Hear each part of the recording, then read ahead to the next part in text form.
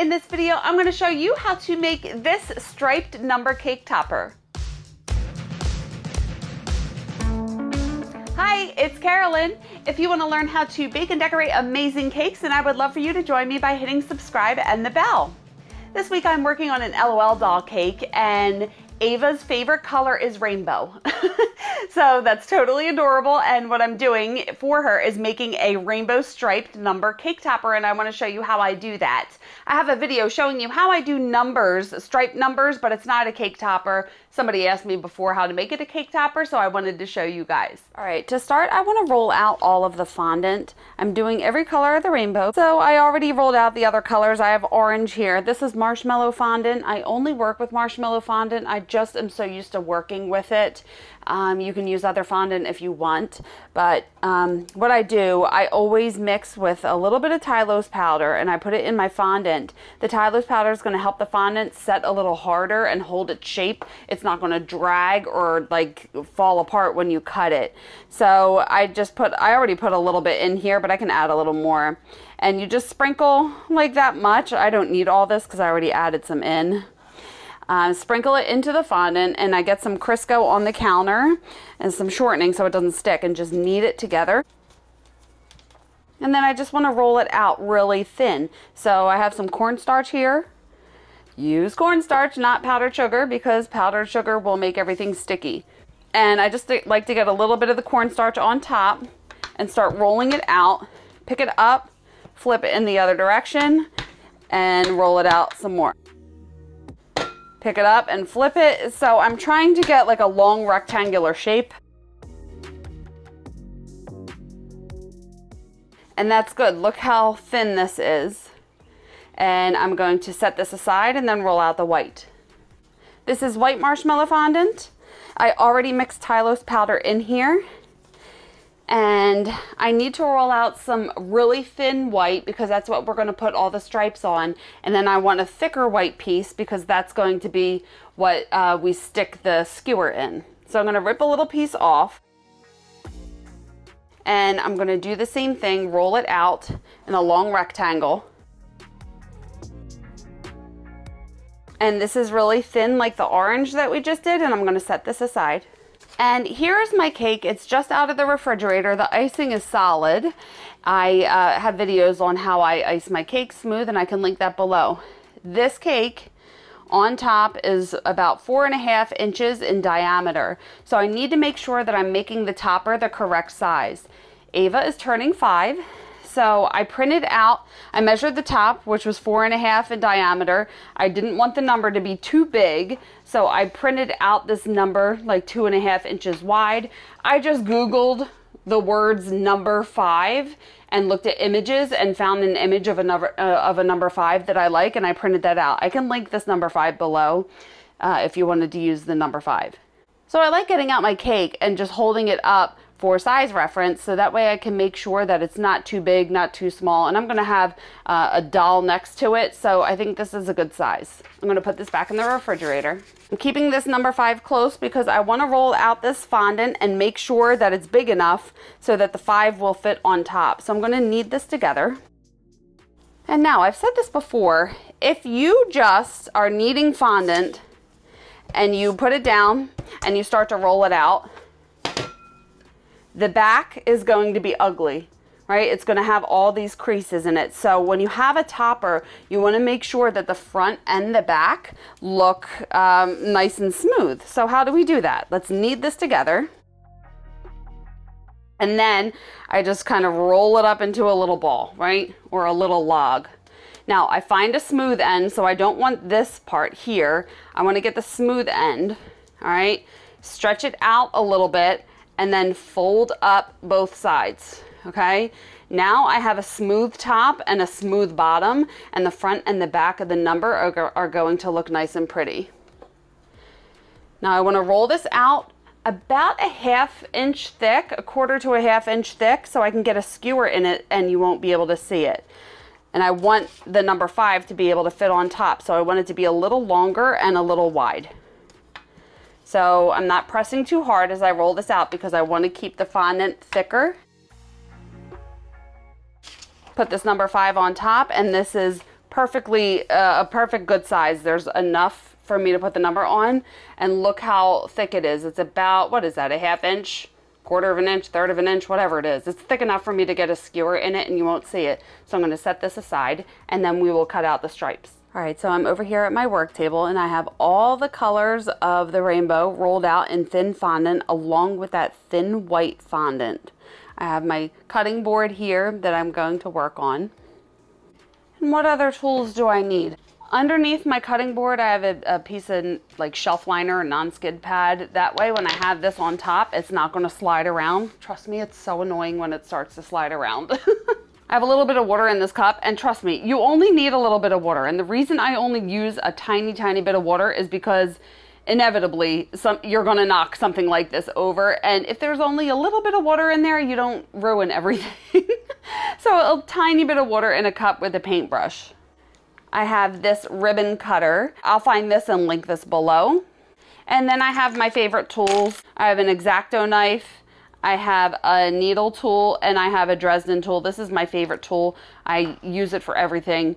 One end is flatter and pointier, and the other end is slimmer and pointier, and it curves up on both ends. And it's just, I just love working with this. I don't always use all three of these, but I always have them around in case I need to use them. Now, it is very important that you mix Tylose powder in your fondant, right? Because this fondant, I can hold it up and it's not stretching, it's not falling apart, it's holding its shape. Once you roll this out, once you put the Tylose powder in the fondant and you roll it out, you need to let it sit for 15, 20, 25 minutes. If you let the fondant sit and you find that it is still too soft, you're gonna start all over again. Pop the fondant back in the microwave for 5 seconds, add a little more Tylose powder, roll it out and let it sit until it's like hard to show you the consistency of this, but you just don't want it to be stretchy. This is going to be a nightmare process if the fondant isn't the right consistency. The stripes only have to be about a little wider than this. So I'll put this down. I'm going to cut the strip down. All right, so I'm going to put this down on top and press down really hard. And it's not going to cut because this is plastic. So I'm going to lift the entire thing up and turn it over. And then I just want to use my fingers and press down on the edges to cut those end pieces off. And now I just have this little roller here, and I'm going to roll back and forth on top. You can use your hand if you want to. I find that it's a little easier with something with a hard surface. And make sure you get all the extra fondant off of there so it's a clean cut. So you want to be able to see all the plastic through the strips, and then I just turn it over and smack it on the cutting board so they come out. And now I'm going to do that for all the 5 other colors.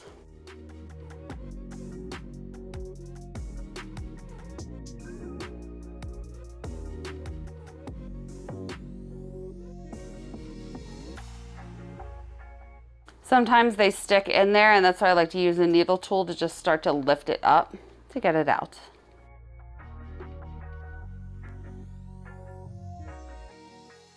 All right, so now I have the piece of the really thin white fondant, and I'm going to put the number 5 on top, and I just want to take my Dresden tool and take one of the ends, and I just want to trace around here really lightly. So just trace the entire thing, and I'm trying to push hard enough so I'm transferring the line onto the fondant, but don't push too hard, because if you push too hard, you're going to poke a hole through the paper into the fondant.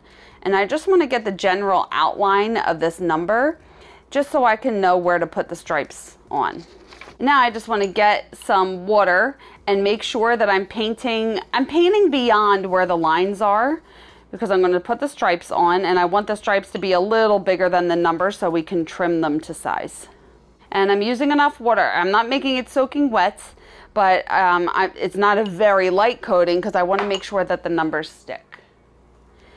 Now I'm just going to put them on. I guess we're doing rainbow order because she likes rainbow, so I want it to be in order. So I'm going to start right above where that line is for the top of the 5. And you have to make sure that it is straight. So you just have to look at it. I might have to turn this towards me so I can see it. because I'm kind of working off to the side, and I want to make sure that this is even. So I'm not going to push it down yet. I'm just laying it on top. And then for the next one, I want to make sure that it is butt up right against, is butt up? Butt up, is that the right word? You butt it up against each other? That's right, right?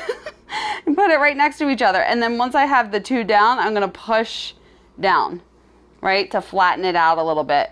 And do the same thing, just putting your stripes down, making sure the one below is pushed exactly up next to the other one and there's no gaps. Because if you don't put it next to the other one, you know, you're going to be able to see the white underneath, and you don't want that. You want all the white to be covered.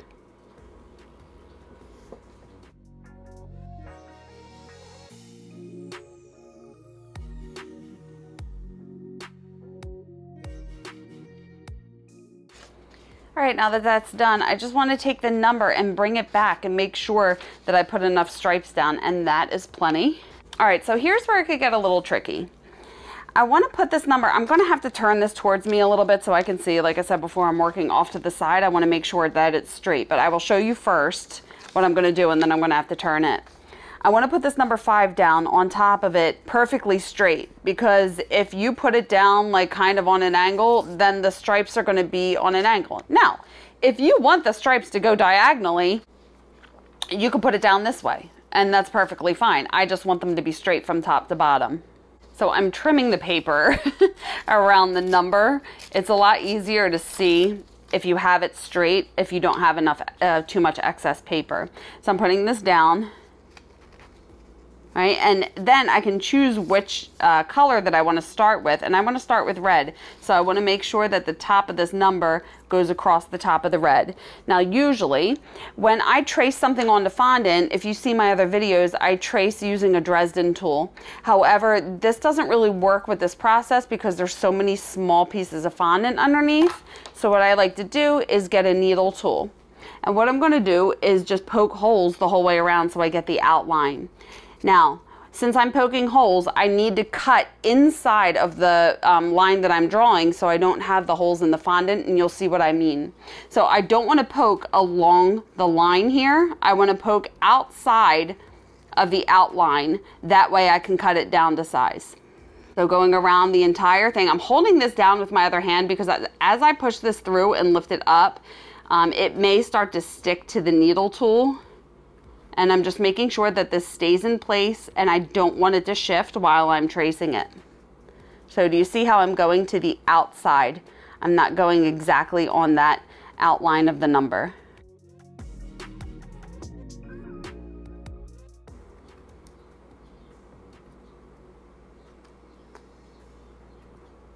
See how it's starting to stick? So that's why I keep my hands down on the paper, because I don't want the paper to shift. If the paper shifts, then you're not going to be able to put it back down where it's supposed to go, and you're going to mess up the number.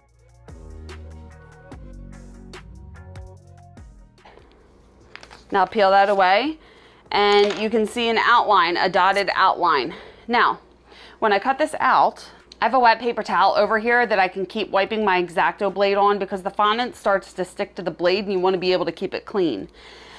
I'm not cutting on the dotted line. If I cut on the dotted line, you're going to be able to see the holes. That's why I did the impression outside of the outline of the number 5. So I'm going to come in a little bit. And what I want to do, if I start to cut and just drag, it's going to drag the lines. So I just want to put a shallow cut. I'm just pressing it down to the cake board, and I'm not making an entire cut yet, right? So I'm trying to put it down and lift, and I need to do, I'm already not doing this on straight because I'm not looking straight ahead, so I have to turn it. So I'm kind of just making an initial line in the fondant, and then I will cut it out completely. But I'm cutting on the inside of that dotted line that I just made. So I'm kind of sawing up and down like this, not this dramatic, but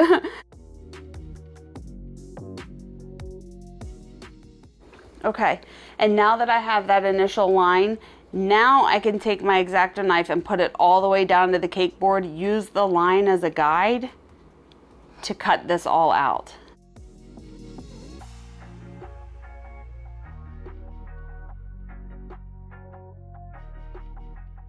I want to, like always, just clean my cuts because jagged edges can form from cutting. So I just want to take any tools, take my fingers, run it up and down the edges to get rid of any jagged edges that the X-Acto knife might have caused in the fondant. Like, I don't know if you could see right down here, there's a piece of white fondant sticking out, so I'm just pushing that back down.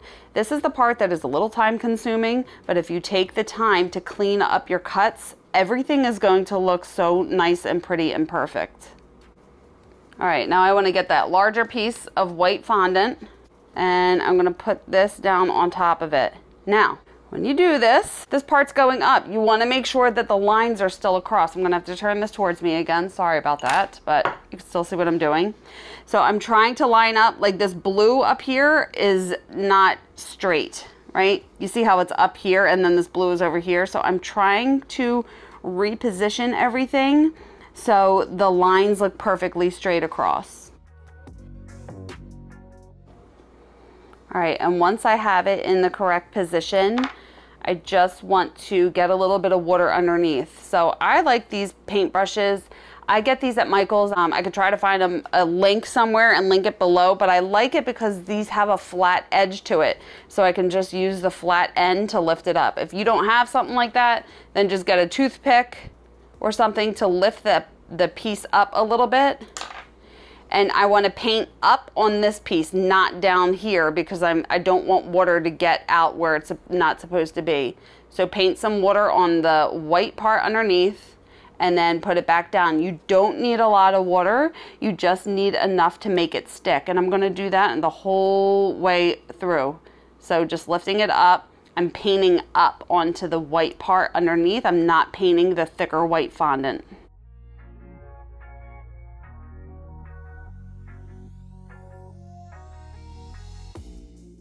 And again, once I get it back down, I just want to make sure everything is lined up straight. All right, and now I just want to cut an outline. So I have my X-Acto knife. I'm not going to go inside here because it's going to be way too small. So I'm just going to do a nice outside line. What I want to do is get close and make sure that I'm cutting an even border the whole way around. I don't want it to be too thin on one side and then really thick on the other, right? So I want to get close. I hope this isn't zooming on my head. And I'm not going to cut all the way down to the board. Again, I just want to make a shallow cut, and I'm going to saw up and down just to get the basic line that I want to cut out. As it starts to stick to the fondant, or the fondant starts to stick to the blade, clean it off, wipe it off on the paper towel, and continue. And I have to say, if you do not have enough Tylose mixed in with your fondant, when you do this, it's going to drag, it's going to move all over the place, it's going to pull, and it's going to be very, very frustrating. So if you added some Tylose, like I said before, if you added some Tylose and you still feel like it's too soft, go back and add a little bit more. All right, and now that I have that basic outline, I could take my X-Acto knife, put it all the way down to the board, and use the line as a guide and cut everything out.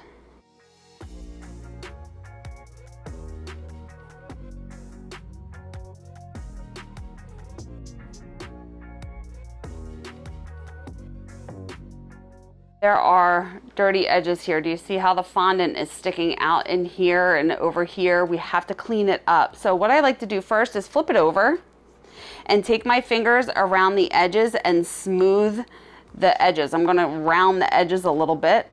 And now here's where your tools come handy. This Dresden tool, the pointier, slimmer end, I can press the fondant back down on itself so it's not sticking out. I just want to keep smoothing everything out. Any pieces that you see, any jagged edges, just pushing that. Now this is going to be at the bottom of the cake, so that doesn't matter, so you're not going to be able to see that. And once it's flipped over, I want to do the same thing around the edge on the top, is just smooth it out just so the line doesn't look so harsh. All right, now I'm gonna put this on a small cutting board. This cutting board, I'm gonna let it dry on. So, because I still use this other cutting board for other things. I have a skewer here. This is an 8-inch skewer and it is pretty thin. And I will be able to stick this skewer in the bottom without it sticking out anywhere. If it was a real thick skewer, it might start to show. So what I like to do, I'm down on my knees and I'm looking like I'm eye level with this down here. What I'm gonna do is screw this in. If I just jam it in there, it's going to distort the number, so you gotta be gentle. So I'm going to twist back and forth to get this in. I'm putting this exactly in the center. I don't wanna put it up too high because it's gonna pop out the top, and if I put it down too low, it's gonna show through the back. So put it right through the center, and I'm starting to twist. I'm twisting to push it in. So I'm going to twist a couple times. Make sure I'm holding it level, because if I'm tilting it down or up, it's going to start to pop out the top or the bottom. I'm keeping my hand on top so I can feel where it's moving through. Flip it over. Make sure you can't see it in the back. And again, start to twist and push, twist and push, twist and push. And then flip it over, make sure you can't see it, twist and push, twist and push. And as it gets closer to the top, I'm holding my finger down up here to make sure that I can't feel it start to poke out through the top. I don't want to push it too far. Okay. Flip it over.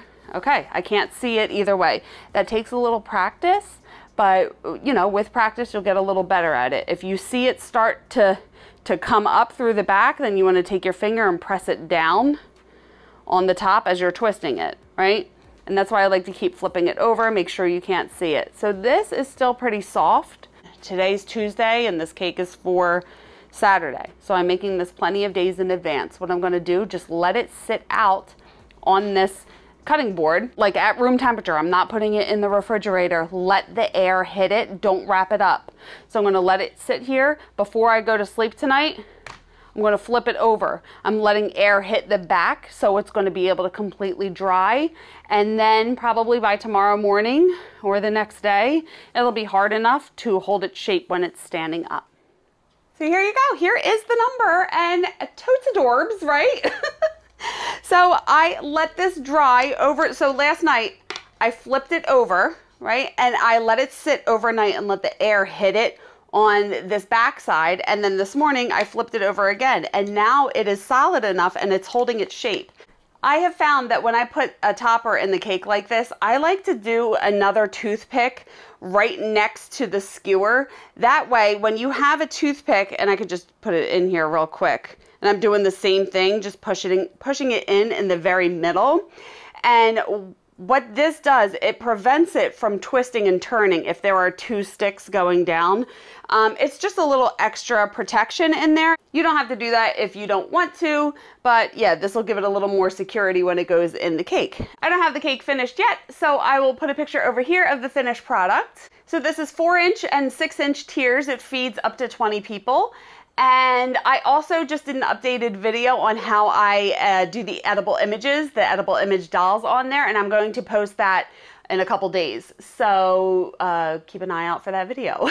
So what I want you guys to do is take the technique that you learned in this video, where I rolled out all the colors of fondant and then cut out shapes and glued it to that thin white piece, and then cut the number out. So you don't only have to do stripes. I have another video on how I do polka dots. You could do polka dots on there using this technique, and you could do other shapes. You can do different colors. You know, just try to take what you learned from this video and then apply it in different ways. I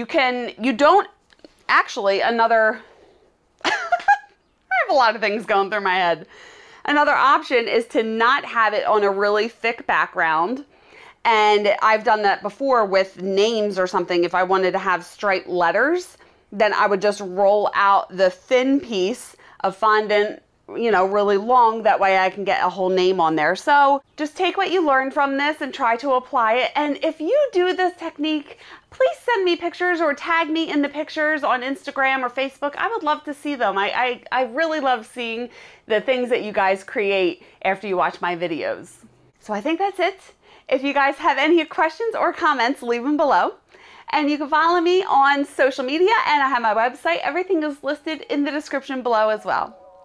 And if you want to stick around, you can watch these 2 videos next and hit subscribe and the bell if you haven't already. Please like this video if you liked it. Thank you so much for watching. Remember, it's cake.